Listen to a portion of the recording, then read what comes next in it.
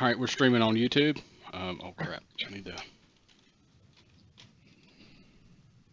I love that. Oh crap! We're streaming. Oh crap! That's how you start a show.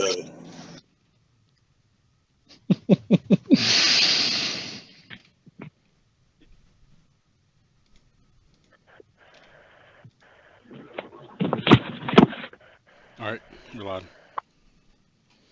All right, good afternoon, everybody, and welcome to the Foolish Tech Show. Sorry we had a late start. We were having some technical difficulties, but we're here to talk about our products, provide any support that you might need with any of our products, whether it might be D7.2, CryptoPrevent, D-Support Suite, or we might also talk about any other tech-related issues, anything going on in technology, current events, and we looks like we already have a question about D7.2 from Jay Chamberlain in the IRC chat. Is asking about bugs related to noticed in D7.2. He says AW Cleaner will restart your PC every time it runs. After you do a cleanup with AW Cleaner, it's my understanding that's intentional. It automatically reboots after you run that. Isn't that correct? Yeah. Nick? Yes. Yeah, That's correct. Can you hear me? After your system reboots, D7.2 should load and automatically continue your malware removal process. That's intended behavior, not a bug. And yes, we're very aware of the Windows 10 issue. D7.2 is not going to display properly the version of Windows 10. It may display Windows 8.1. And over on the left, it's going to show that you need to install Windows 8.1. That is something that will be addressed in D7X when it is released. Isn't that correct, Nick? Yeah, I believe it's correct. Okay. Right, you can hear me, Proctor, right? Yeah, I can hear you, Michael. Not too bad. Okay. Okay, I was just making sure. Yeah, as far as those are all accurate. The AW Cleaner issue, as well as the D7 version number issue. But as far as it proffering up the update, I mean, that's the only downside, I believe, to that issue. It's not going to impact its operation in any other way, shape, or form, as far as I'm aware. Yeah, it's not gonna interfere with operation or removal process. And D7.2 is compatible with Windows 10. You can do your malware removals with no problem. Same as on previous versions of Windows back to Windows XP. Just realized I was muted.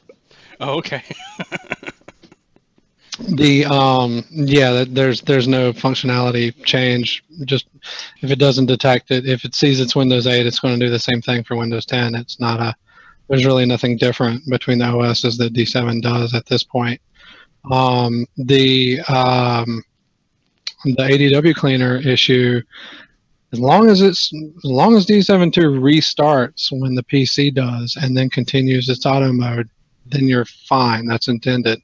If it doesn't, then we check it out. But there's that one, maybe one. I think it was JRT, or it might have been that one. I know Combo Fix is one of those special ones that D7.2 will even reboot the PC after. Like, I know a Combo Fix D7.2 does it, even though whether Combo Fix does or not. Just because some of the things it does, like the networking doesn't work, and some other things won't work until it restarts anyway. So there's a couple of issues like that, and I think ADW Cleaner may be doing it itself, or maybe D7.2. I'm not sure, but it's intended as long as it resumes auto mode when it restarts.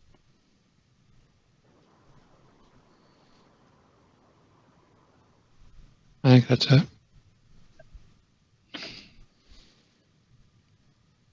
Colin, I'm sorry, go ahead. Jay Chamberlain was also asking about the Intel PCI Express SSD. Is it worth the money or not? Oh, yeah. Specifically, what is it, the 750? If he's talking about the 750, the only place that it trails, it's Intel. It was the Pioneer NVMe SSD, and it just a lot stronger at reads than it is on writes. But for most data center applications, enterprise applications, it's probably ideal. There's a Toshiba /OCZ RD400. It's cheaper and it has better write performance than the Intel SSD. So that may be a secondary option for someone that wants all the NVMe advantages, which it also shares, but is a little bit cheaper on price. He's trying to push that. And first, you can dig up a model number or a link for him if you want.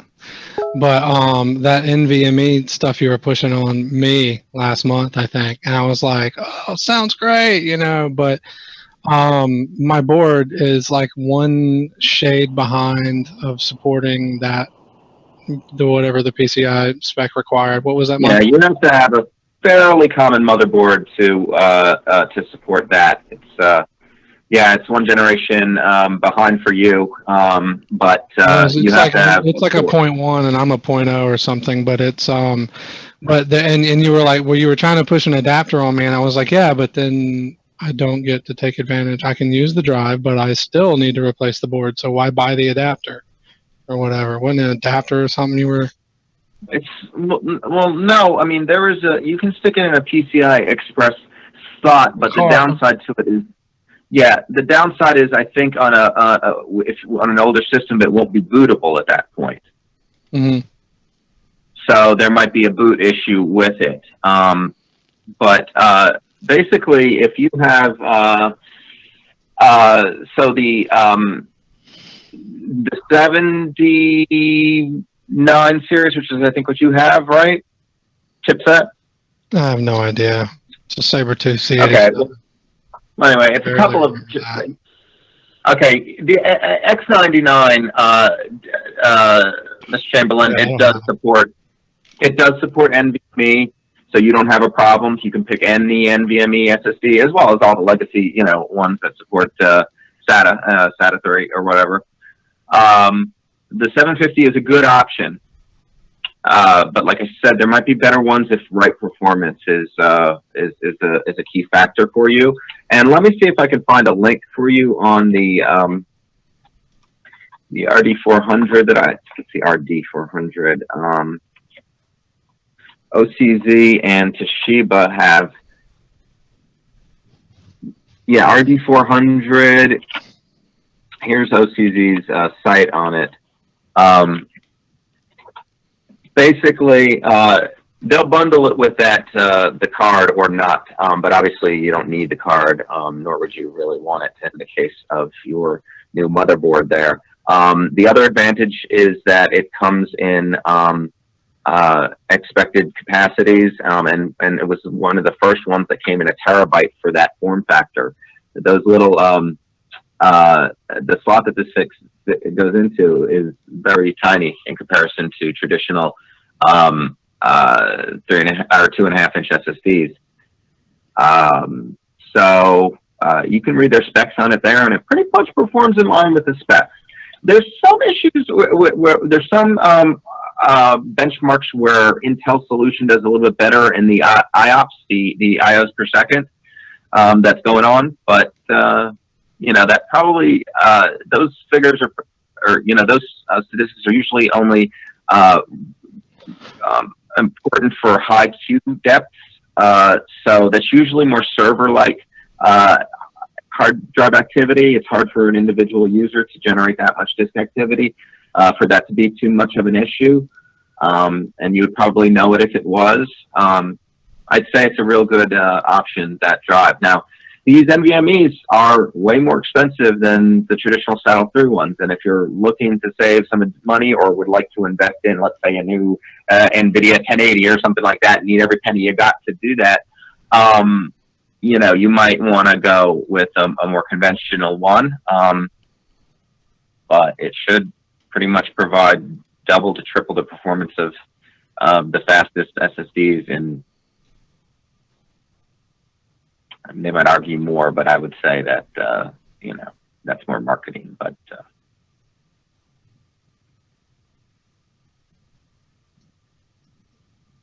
well, yeah, I hope that helped.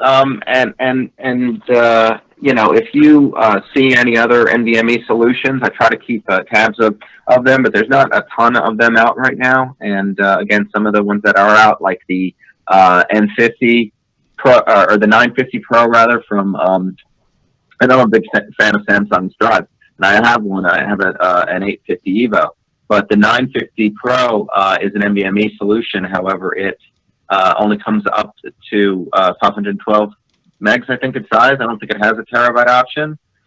Maybe it has an in-between option, but I was looking for higher capacity ones, so that's a big issue for me. I'm waiting for their their second gen NVMe drive from Samsung. I think that's going to bring things up from its first offering, and certainly will probably blow the RD400 out of the water whenever it arrives, but that's at some point in the future. And of course, OCZ and Toshiba may have a new option at that point as well. Everyone seems to equalize in their offerings. Anything else going on in the chat? Anybody else have any questions? I didn't see anything else. Was there, Proctor, I missed some of the start of the show chat. I don't think so. Okay. I have a couple of other things. If you didn't have any other questions, guys out there, I've been doing a lot of malware research. Hold on one second. Arthur brought something to my attention. You had Tank with us? If Tank is with us, interestingly enough, he had an interesting article that he found. It was a little comical in the title, I believe, of it. Something I wouldn't expect to see. I think it's a good. It could be good. You could share that. Oh, I didn't save the link. That was one. If you can find it, while I'm looking this up here, and I'll be with you guys shortly. Let's see. Yeah, Phoenix isn't in the chat today. What's up with that? Yeah, that's unusual. A bunch of words I'd never seen together at one time. It was Kite string kills 3 in India. Oh, yeah. Kite string kills 3 in India. Kills 3 in India. Nice. The article itself got kind of sad, but the headline was. Yeah, we'll go into the detail though that that it's actually a sport, and that there's the name of that device or the name of that wire that's used for offensive capabilities. I thought that was very interesting. Can you share a little bit about that?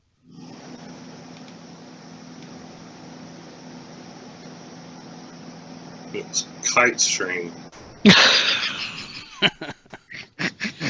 Evidently, I'm still trying to get a visual image of how this happened in the first place. There is offensive kite strings that are used to apparently attack the competitors' kites. I had no idea. I really had no idea. Was it Big Bang episode? I had no. I'm not a fan. Or I don't watch that show. My parents do. They seem to be a fan of it. Not clear why. But wow! First I've ever heard of it. Why they had you. Some a tragic accident. I'm sorry.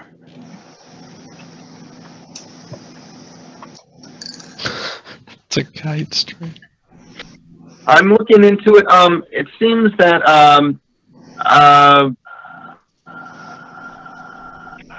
let's see. So, Mr. Chamberlain, it looks like you had a login issue. I'm going to look up that for you. If Yeah, I you wanted have to address the technical time. issue, not the crashing issue, not the login stuff. Oh, not the login stuff. Yeah. Okay. Are you still having that problem, Jay Chamberlain?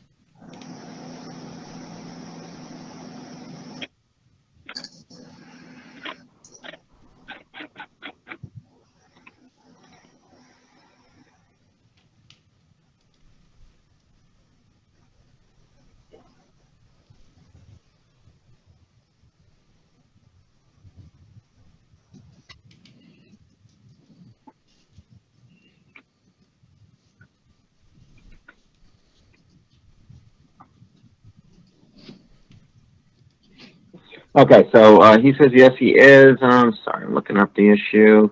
So D72, and he gets a please wait, and it never launches after that. That's what the issue is looking like.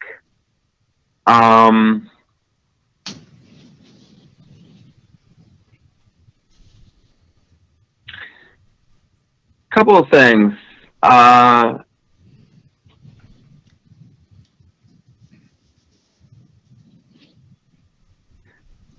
Okay, so you say you tried safe mode. Now, you know D7 has a safe mode that you can enable by holding in the control key. You can, I think you can do any control key, but I usually do the left one. If you immediately start holding that in, right after you click on the D72.exe, it will launch it in safe mode. It could be an issue. There's been issues with if there's WMI is damaged on a system. D72 may have issues starting up or reading that information. Also, there's some functionality in D72 that depends upon a helper file that I think requires a Visual C runtime. It's possible that it may not be starting because of a bad Visual C runtime. Well, it should be downloaded. Bad. Well, it should be downloaded. Okay. All right, that's probably not the issue, I don't think. What about, again, starting out with the control key? And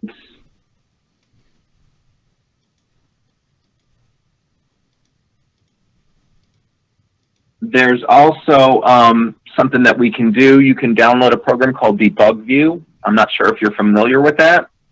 It's provided by sysinternals. You can download it from the TechNet site. It can be run, and then you can launch D72. You can load up that and launch D72, and D72's debugging output will go to that. You also have the option of enabling those debugging options from the safe mode screen.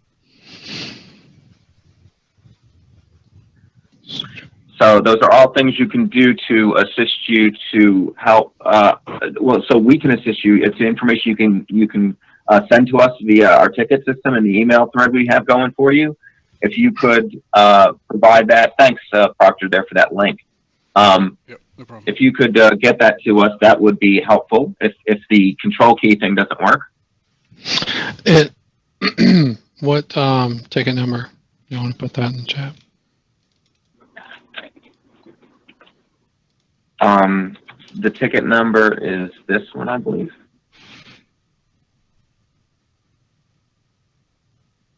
Thank you. So, yeah, we very much want it to work for you. I'm sorry you're having some difficulties, but certainly some of the things I suggested in the information from DebugView and the debugging options and whatnot, one of those things I'm sure can help us. It's just on the one PC that you said you think it's your PC, not that ticket number, Beavis. You said it's just. No, that's a great number though. Is it just on your PC? I guess is the main question. Yeah, he says it's on his work computer. So it's something you may have been using to test around with, and. Yeah, but we still want to help.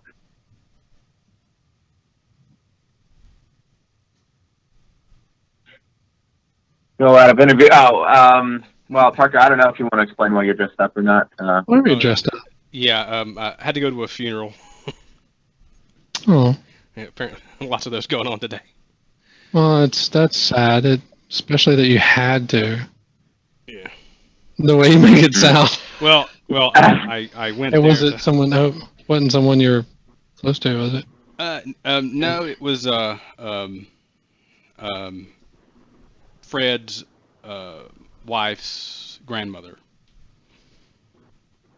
Okay. Cousin's wife's grandmother. Yeah.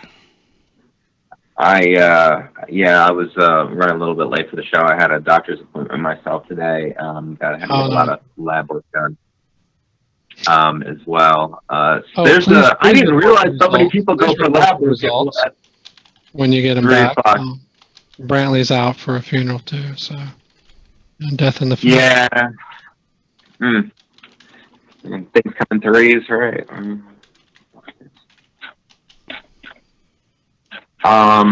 So, okay, great. And I was going to get into a little bit of interesting malware research that I came across. Not sure if anyone has done any looking into newer Cerber ransomware variants, but I was just looking into it to see if I could help Brantley fortify CryptoPrevent with pattern matching for some of the activities that the ransomware is doing. And I came across an interesting article. I'm going to paste it here so you guys can look. But I didn't, I mean, I kind of knew that stuff like this happened, but it goes into a little bit more detail about how it takes place. But so basically, if I'm understanding this correctly, the command and control servers that get contacted for the ultimate dropper download, basically, they will every few minutes, it looks like, or every 15 minutes, I think was the example that they provided here for this one, change the executable so that it has a different hash. And it makes it almost impossible to detect this type of malware based upon hashes, because they're never going to be the same every 15 seconds. I said 15 minutes. 15 seconds. So unless you were to literally contact it within 15 seconds, you wouldn't get two of the same samples. And even then, it might not be the same samples. I just thought that was, and that's something that's becoming increasingly common. It's sometimes referred to, I think, as hash factories. But it's an interesting. Davis, why don't I ever get to call into the show numbers? Epic sad face. Epic sad face. We can have call-ins at times. He's fairly safe. Well, maybe. Do you want to be on video too? Yeah, I mean, we can get you in on video if that's probably easier than the phone in. And I'm having some audio problems with the software that we use to broadcast the show. That's why I'm dialing in the call-in user that you probably see on your screen. And Diva says you need to shower. But if you wanted the number, I can. We're not going to smell you. Yeah, the smell does not go through. But the U.S. dialing really number in a while. That's the dialing. That's the number to join the meeting, and the current meeting ID. Now we're gonna have like a million calls. Yeah, thanks, Michael. No, but I didn't provide the meeting ID yet, so I was thinking, All right, you'll need a meeting ID. You can private chat it. I'm not. Do we broadcast the meeting ID at the top? Can you see the meeting ID in the window, the video window? Yeah, the meeting ID. Can you check on that? The meeting ID is in the chat. Is being broadcast? It's in the. Is it being broadcast? No, I don't think so. No. Okay, that's what I wanted to know. Well, we can just start up a new one after the show. Do you wanna post it? Just PM it to him. Okay. That's fine. I'll do that.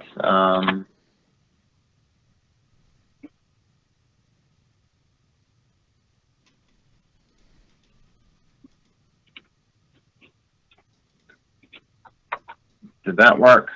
I sent you a PM, Beavis.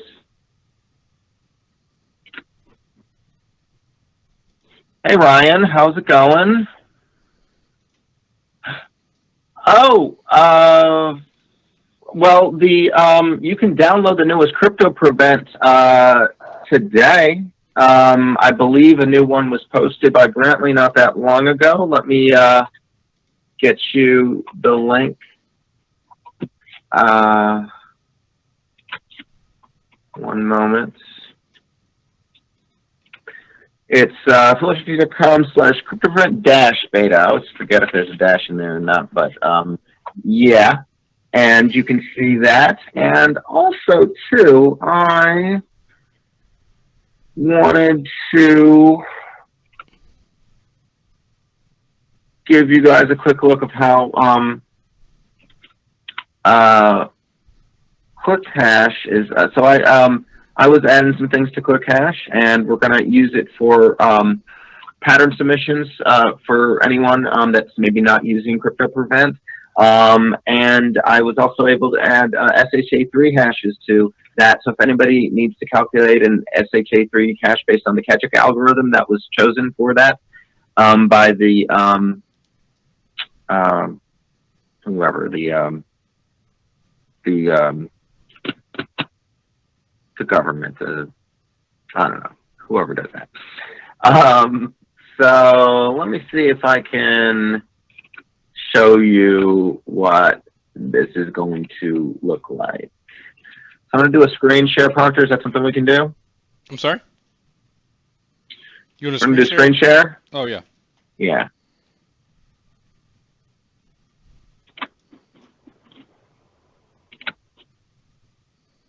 Are you sharing your screen? I just did. What does that look like? Does that look horrible? Anyway, so I don't know if you guys have used the old ClickHash tool, but the old ClickHash tool, let me give you an idea of what it was. Now, this is a copy of, let me share that. Sorry, guys. Okay, so this is not the actual most recent version, so my apologies, but there is one where Nick added the SHA 384 and 512 hashes to ClickHash. But ClickHash is a great tool. If you've never used it, never seen it, you can download it from our website. It's completely free. And it basically calculates these hash values, allows you to copy it in the clipboard. You can compare it to a known published value on a website. Really great for validating downloads. And you can, pick any file you want to. So that was his old version. Really neat. I used it a lot, and we were trying to do an update for that, along with everything else we're updating. So I want to show you what I'm currently got it looking like. And so this is it, not much craziness here. I don't even know if you could see that pop-up window, but that was an about window. There's an update functionality in it. It's multi-threaded, but basically, I'm going to choose to get up to you. Oh, yeah. Can you tell me when that is? Yeah.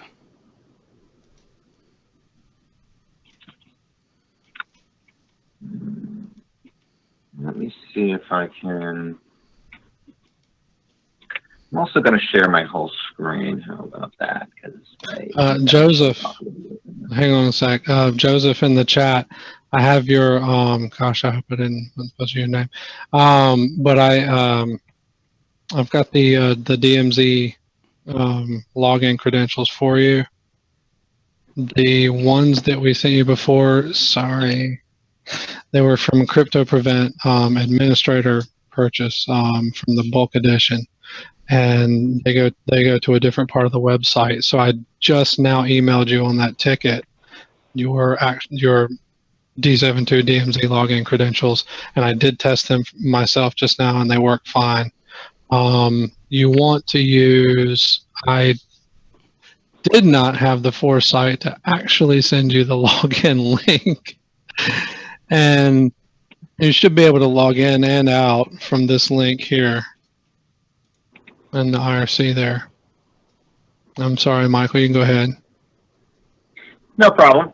I'm just giving you guys an idea, though, but this is basically, yeah, what I've got. I did some multi-threading with it, so it should work very quickly on large files and have a responsive interface while it's calculating large files. I've never done a test with this. Yours is probably extremely fast, I would imagine, but let's see.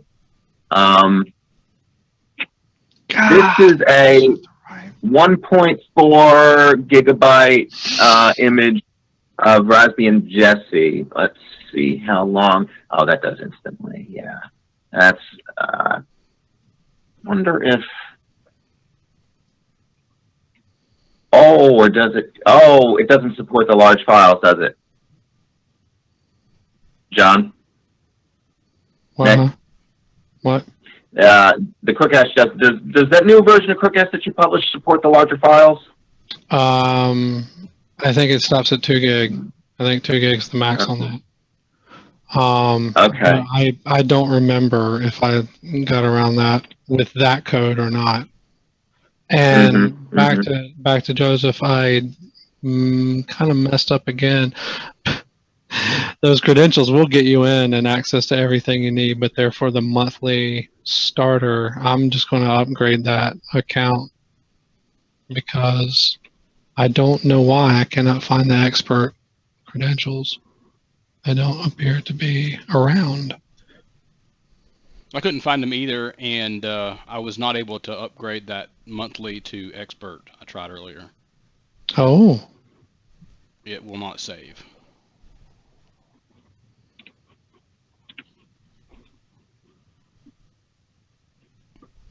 Well, the original credentials that we sent him, gosh, I'm sorry, Joseph. The original credentials we sent you that you could not use to log in, let me just try changing the password on those. User ID is definitely there. And I mean changing it to the one that we sent you. So, because that also has your DMZ expert.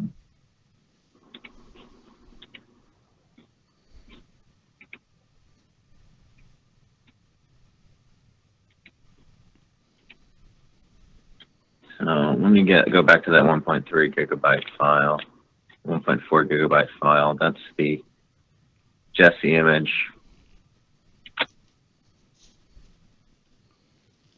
Oh.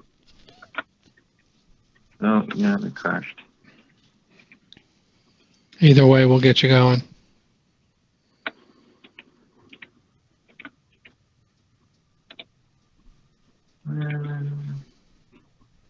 Okay.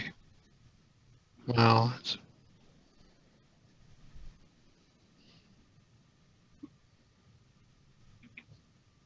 I got the original credentials working by resetting your password to the one that you actually received.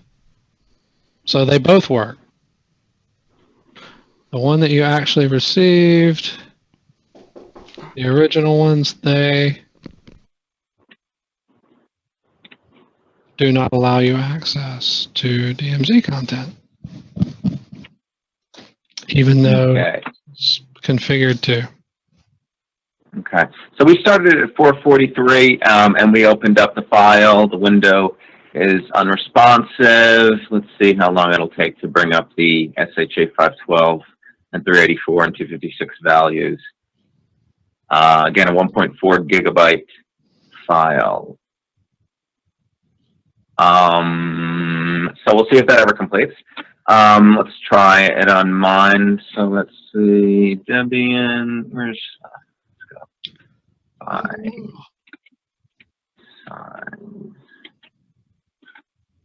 Okay, so they're displayed it. You guys got an interesting feel for that.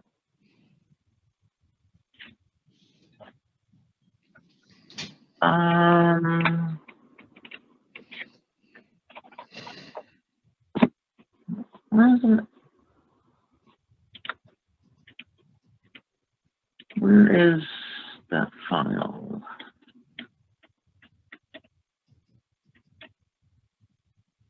What was it called? Oh, there it is. So it does take some time on larger files, but we can see it calculating away. You'll see which ones are faster and which ones are slower. It's really good to compare the performance of the various algorithms you're doing. But doing them in threads is obviously advantageous and will allow it to use additional processing time.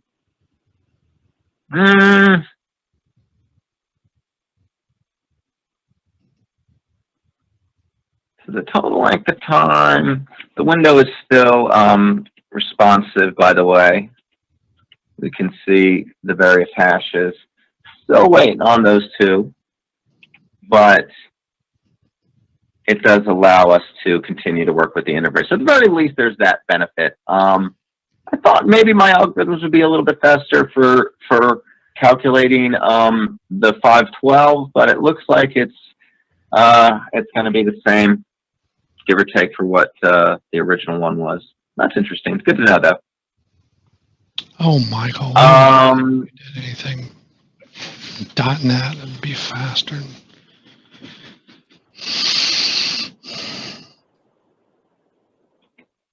That's silly.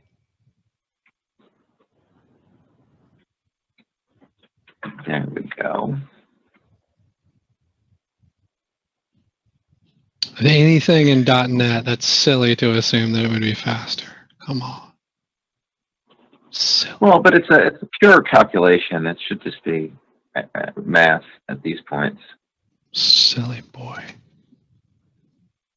A stopwatch. We have a stopwatch. You don't have a code timer? You don't? Oh, yeah, I guess I'll just do a programmatic play. Yeah, why don't you just not do that right now?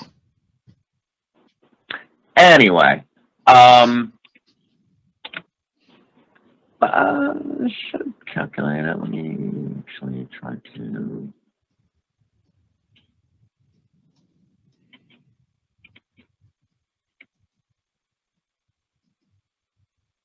I wonder if that'll finish or if that's a problem. This is why I'm still doing testing on it, folks. Oh, there we go. It did calculate it. Okay, great. All right, yeah. So that SHA-3 is the longest. So at least the only case of the RIP AMD 160 is very apparently much slower than the SHA-1, despite the length of them being exactly the same. I thought that was interesting. I'm calculating one additional value compared to his. So let's see, 3, 4, 5, and 3, 4, 5, 6. Yeah. So the SHA-3 is the one that's different, but instead of the 384, I have RIP AMD 160. I didn't know how many people think that 384 is valuable to have. I can add that back. It's not. It was actually in there at one point, but I thought it was getting a little crowded for lower res screens. So I didn't know if anybody had any opinion on that. But I always value the input.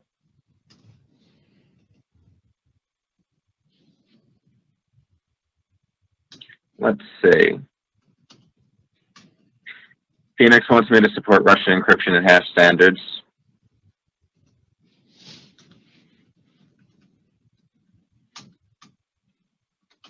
You want me to have the program encrypt file systems? I think it would lose its portability at that point.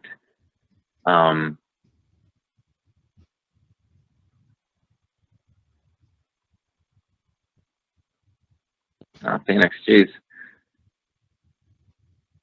Yeah, it's me. It's me. Okay, yeah. Sorry, I'm planning to catch up. I was talking for a while. My bad. Okay, so okay.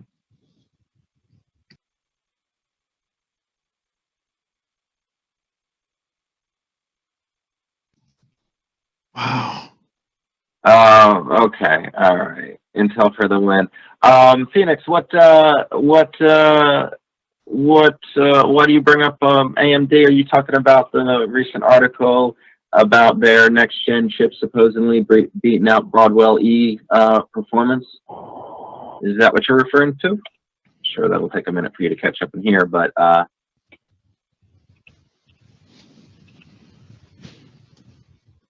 so I have an article that is related to that, and I'll go ahead and stop sharing. But anyway, that's what I've been working on a little bit. So thanks for putting up with me talking about. But I've been learning a lot. This is my first multi-threaded application. So anyway, I'm learning. This is the article that I was referring to, Phoenix. And yeah, you were talking about Veracrypt up there. Sorry, I was just browsing.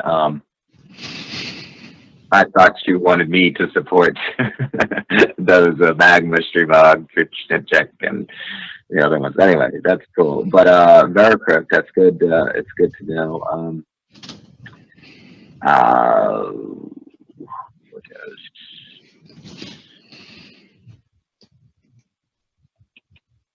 Did you find any good news, Nick, recently? And you always come across stuff. You always save it for the end of the show. I don't know if you want to sneak it in a little bit earlier. We have about 10 more minutes, 20 minutes maybe, depending. About what? No, I mean, just, news, stories, programming, non-programming, art, entertainment. No. Brentley's not here today, as we said. So he a lot of times, it's amazing how much content sometimes he comes up with for the shows. And my shout outs go to him for providing that every day. He seems to be able to fill up more than an hour, and it's usually good stuff. I saw this and I thought this was interesting. So apparently we're in the age, and I was discussing this with Hank earlier this morning when we first got in to the office, and apparently, Blimp's Hindenburg, I guess, without the hydrogen. But this thing's huge. So take a look at it, folks. They've done tests with it now. Landed in an airfield in London. So you might be seeing that. I don't know if it'll be flying here, but it was U.S. military design, but they scrapped it or they didn't want it, and now it is going to be used, I think, for cargo and potentially passengers. Neat. If you haven't kept up with Blimp technology recently. The flying bum, yeah, it looks a little weird. It looks Tank and I thought it looks like an organ, maybe even a brain, or I don't know, kidneys or something. It definitely, it's bizarre to look at. I'm not so sure I would get too used to seeing something like that in the sky.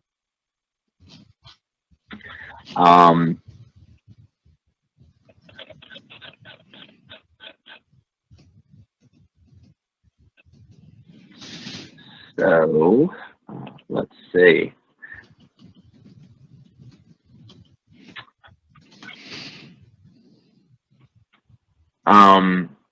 And I don't know if you guys caught it, but UFO, yeah, unidentified flying object. That's what I would call it too if I didn't see the story prior to seeing it. So Twitter, yeah, it looks like Twitter's trying to do their own thing with terrorism.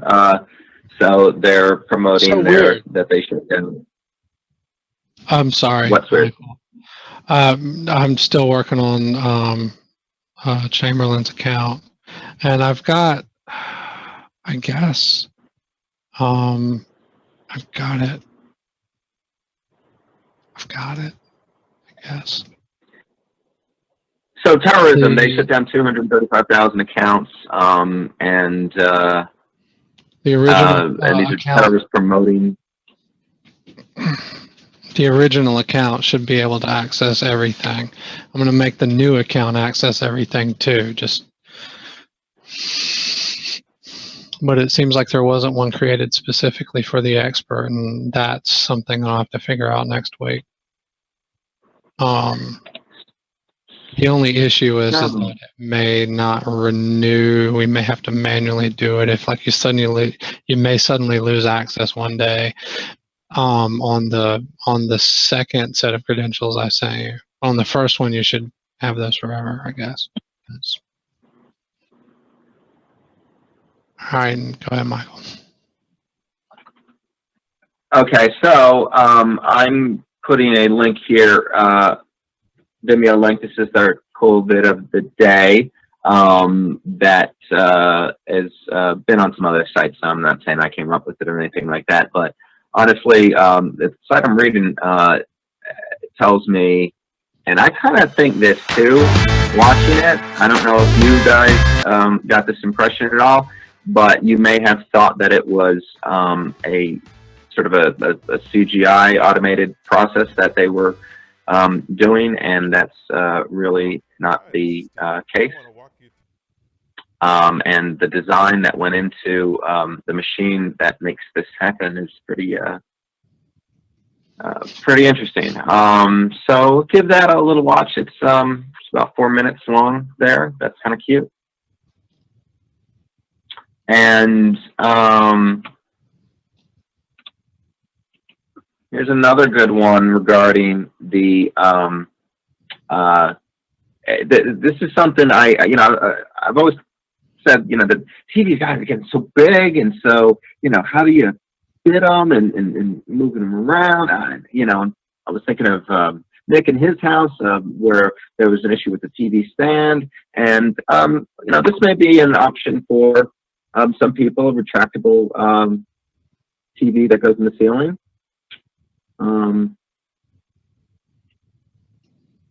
Let's see. I don't know if any of you guys would do that. Maybe just do a projector or something. That's another option, I suppose. I have a friend who did that, a very large screen display, and the quality of projectors has gotten phenomenal. And the prices have come down. But if that article from regarding AMD's new technology is true, could we see a back to Athlon days of performance parity, basically, between high-end Intel and AMD chips, if not a slight advantage to I guess they're the red team.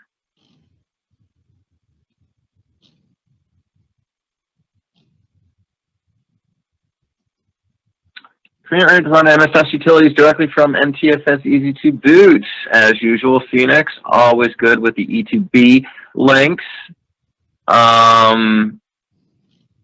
Yep, you're not limited to operating systems.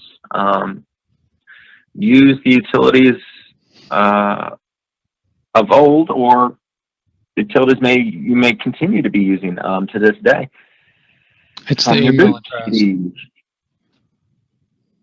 The email address. It's not accepting the same email address for a different membership, and yeah, it won't do that. That's why it's not saving, though.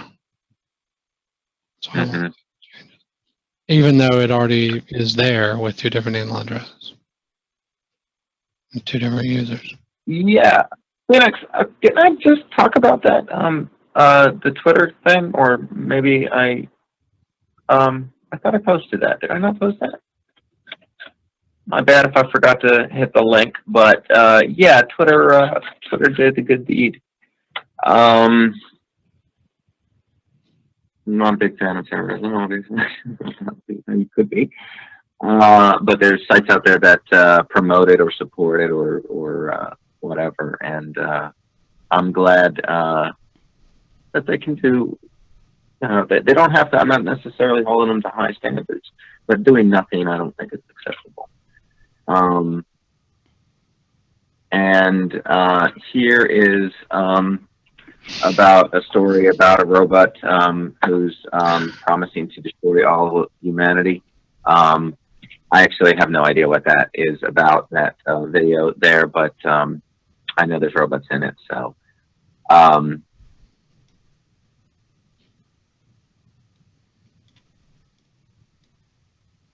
This,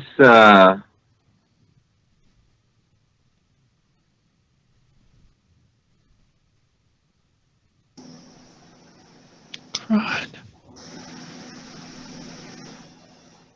I can, well, I think Michael's phone dropped out. maybe if I delete that maybe the robot actually does say to kill us all in it. I'm Sorry, clear on that. What's that? I thought you dropped out. Me? Yeah, we thought your audio dropped, but you're good. Oh, okay. My apologies. All right, so basically the robot, though, may actually say something about killing us all, and it certainly makes some faces to indicate that it's not happy at various points, and it's kind of creepy. So definitely take a look at the creepy robot video of the day that I just posted up there. Creepy robot video. It's a robot. Yeah, robot. That's exactly what they are, robots. I love my pronunciation of some words. I know I'm a little bit off, but robot. Yeah. I also noticed that his membership number, Proctor, in the database on the website is higher than the number of members it says it has in total, including inactive. Weird. I hope that's not the case. So this, at that link, you can get a free copy of it looks like Rayman Origins from our friends at Ubisoft for their 30th anniversary. I think that's still going on. I hope that link is not old.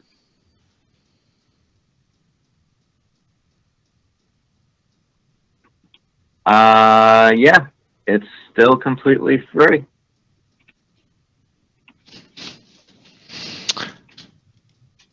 You do have to be a part of their Uplay thing. But there you go, free game if you want it. I don't necessarily like signing up for all those accounts, so I may not take advantage of that. But it's if you may already, if you're a gamer, you probably already have most of these accounts. So that's I don't think it's that big of a deal for gamers at least. Skynet is real. Yes, Skynet is real. It just hasn't been created yet, or maybe it has been and just waiting to come out of the closet. All right, that sounded weird.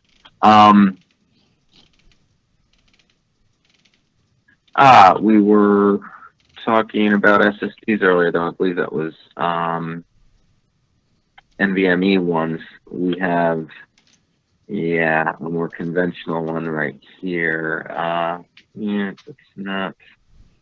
Yeah, that's professional. Oh, I thought this was interesting, and this happens. Be careful with benchmarks, and I do think Intel was a little bit. I think they might actually be a bit in the wrong on this, but you know, NVIDIA has been guilty of it in the past, and I believe that AMD is, and every manufacturer to some extent. But it's I think it's important for us to remind the consumers out there who may be looking into the cards that I talk about from time to time that depending upon the usage, you can't always you can't always depend upon the manufacturer's benchmarks and charts and promotional materials to determine performance. I'd go to an independent third party, preferably, but look at the detail of if you just were glancing at it, you wouldn't know this. You wouldn't know this. So. I got it working. I got it working, Hey. Joseph. I got your PM, but I got it working. On the new credentials, everything is there. You're the expert admin. I tacked on the CryptoPrevent access to for the bulk resources. And I deleted the first user, though. So the first credentials that you got from Tank earlier, they don't use those anymore. Use the next one, the new ones, the newer ones that I just sent you few minutes ago, and then those will give you access to all the DMZ stuff, and then everything. You're good.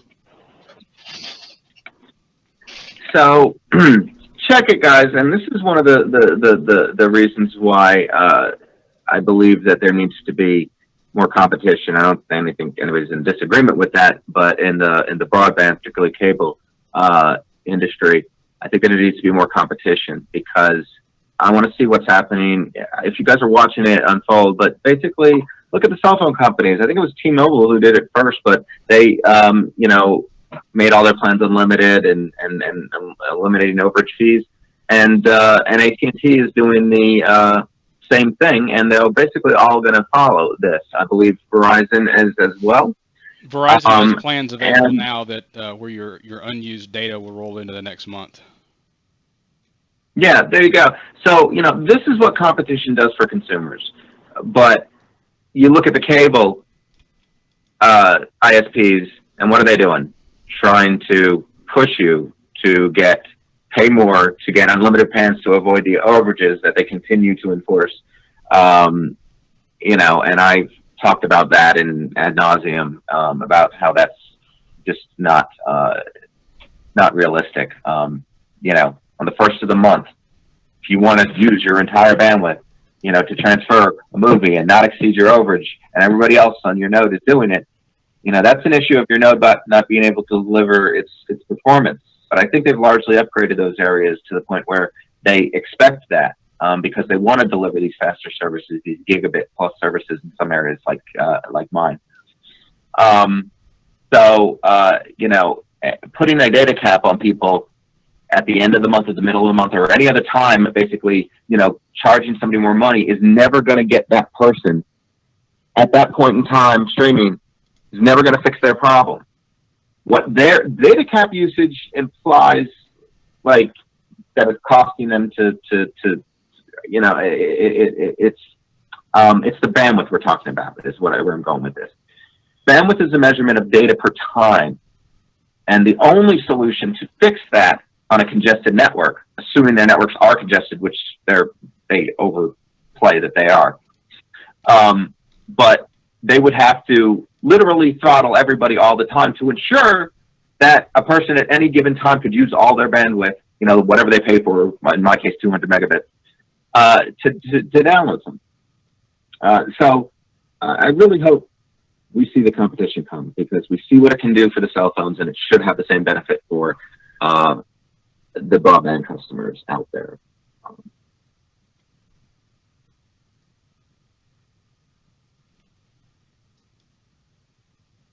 So, we know that men are all sexist pigs, and apparently the AI that the men create are also sexist pigs. This is one of those things where this is just for fun. I'm not sharing this for really informative stuff. I think that's just a perception created by sexist pigs like yourself, Michael. I don't think all men are.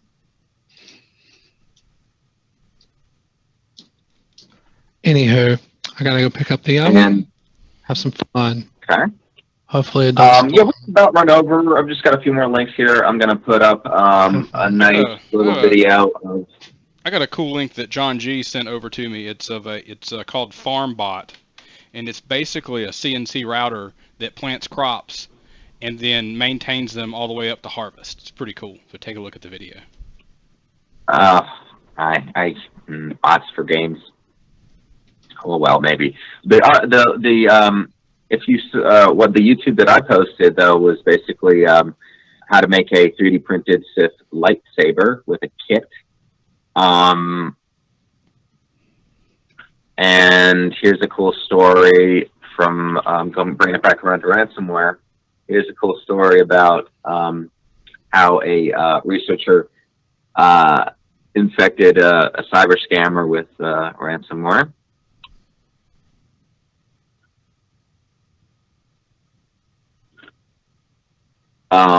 I think we're still in the Intel Developer Forum days. That's why we're seeing some CPU news out and about. I'm out, y'all. Going to get the onion. All right, have a good time. Thank you, Mike. Take care, Nick. Later, Nick. Thanks for joining us. Thank.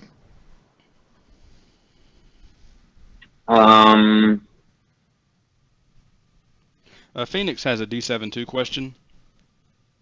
It's asking if D72 works well with using password-protected FTP server when using a custom URL on your FTP server for custom apps. Are you talking about loading, putting your configs on a password-protected FTP server? If that's the case, then yes, it works very well. Yeah, I mean, all FTP access that D72 does is effectively, password protected based upon the user count of FTP server. I'm a little unclear what you're getting at and what you mean by password protected FTP server. Theoretically, there is no FTP server that's not password protected. I mean, there might be a trivial password. It'll be anonymous. I mean, anonymous FTP still exists? Okay. All right. Anonymous, I guess. I didn't know that. I mean, but anonymous FTP is effectively an FTP with a user account, a username of anonymous. I mean, it's not, right? I mean, it's just a user account with a blank password, right? Essentially. Yeah. I mean, effectively.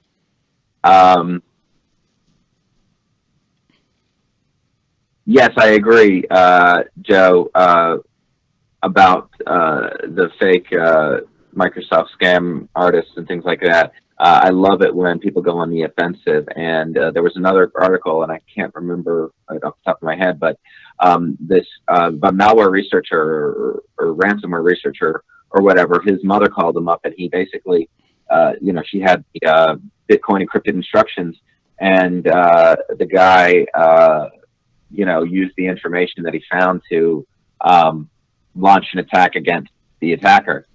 So I thought that was pretty cool.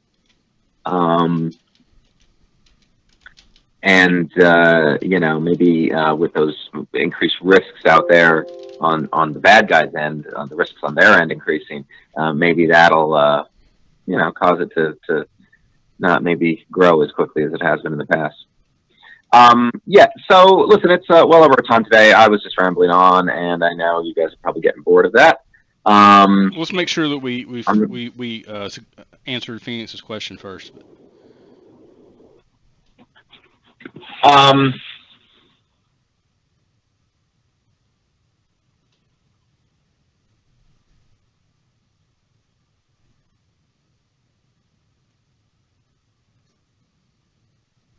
Yeah, I mean, you'll just have to, I mean, you have to,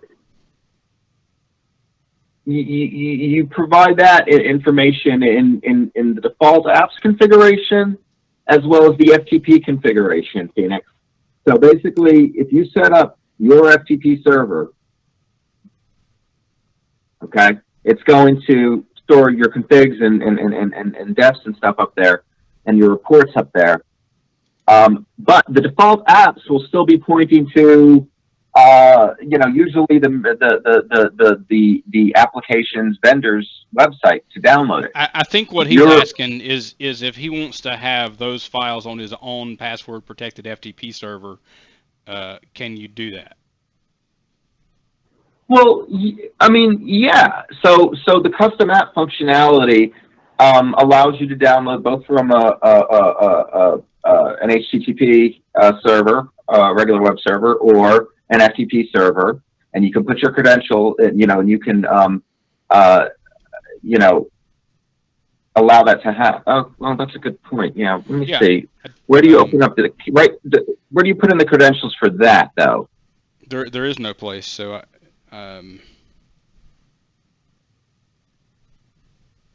There is no place to put credentials when you're setting up a third-party app. Ah, so you do. It would have to It be would have to be anonymous. publicly accessible. Yeah, it would have to be publicly accessible. No, you can. Can't you provide the credentials on the FTP command line? So maybe you could combine the credentials into the FTP server string? Possibly, probably need to test it. Yeah, I'll need to test that. Phoenix, okay, all right. So I think we understand what you're talking about. I'm going to have to do some testing, but it may be possible. Let me see if I can get you some documentation on this so you can try it. But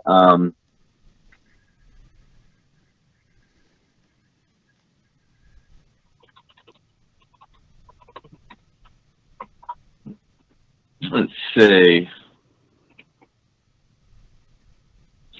The way it should work is like this.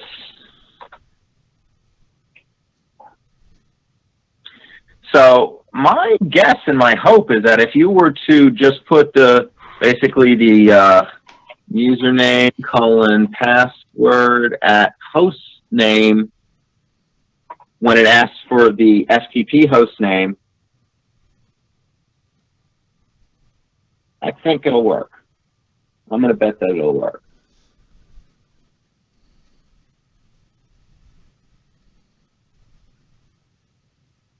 Does that make sense? And will that help potentially? And Phoenix, if you have it all set up and ready to go, can you test it? And I'm sorry, I wasn't trying to ignore you. I get distracted and my mind goes all over the place.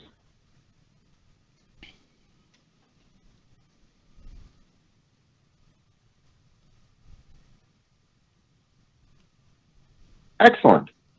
Well, can you stick around for that, Parker? You need to.